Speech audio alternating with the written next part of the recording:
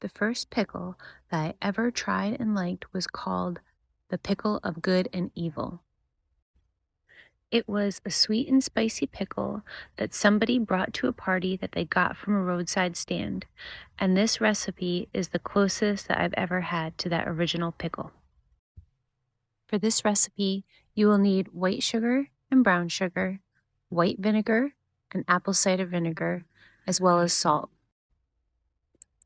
Once you've combined all of those ingredients in a saucepan, you're going to put that saucepan on medium-low heat on your stovetop and cook until the sugar dissolves. You don't want this liquid to boil. Many years ago, before I met my husband, he had what he called his winter of pickling. He had worked a seasonal job in a plant nursery, and he spent that whole winter coming up with lots of different recipes to pickle lots of different things. This was his recipe that he developed. While you're waiting for your brine mixture to heat up and the sugar to dissolve, you're going to chop up the cucumbers, and then you're going to pack them in the jars. The more tightly you pack them, the less brine you'll need. After you do that, you're going to chop up and pack in jalapenos as well. I'm making these pickles for us to have in the house. I'm also making some of these pickles for some dear friends. I have childhood friends who are sisters who live together and work together, and their birthday is coming up soon. We're moving into the retail season, and both of these girls work in retail, which means they don't have a lot of time come December. So I wanted to make a selection of foods that they could keep in their fridge and freezer, and they could have these things on demand for when the season gets busy. I very rarely use gloves while cooking, but this is one of those exceptions.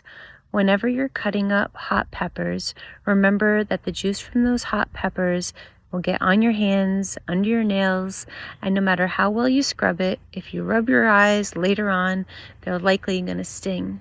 So this is one of those times that I use them. I am packing those cucumbers and jalapenos further down into the jar. That way, when it's time to fill up these jars with brine, I don't have to use as much brine. You can add lots of different things to these pickles. In this case, I'm adding some coriander seeds that I had saved from the garden, as well as some dill that I had saved from the garden and dried and put in these jars. These are just some of the things I had on hand, and that's why I put them in. You could add peppercorns, you could add mustard seeds, you can also add garlic, and all of those will be really good in these pickles. This is the last step. You're going to take the brine while it's still warm from being on the stove, and you're going to pour it over the pickles. In this case, I didn't have enough brine, so I had to go back and make another half portion of brine. Since this recipe is for refrigerator pickles and it's not a canning recipe, that means you could use any jars that you have on hand. I always save jars for purposes like this, and as long as you have a lid that fits well, they'll be perfect for this job. The last step is put these jars in your refrigerator and let them sit for at least a few days before you try them. Enjoy!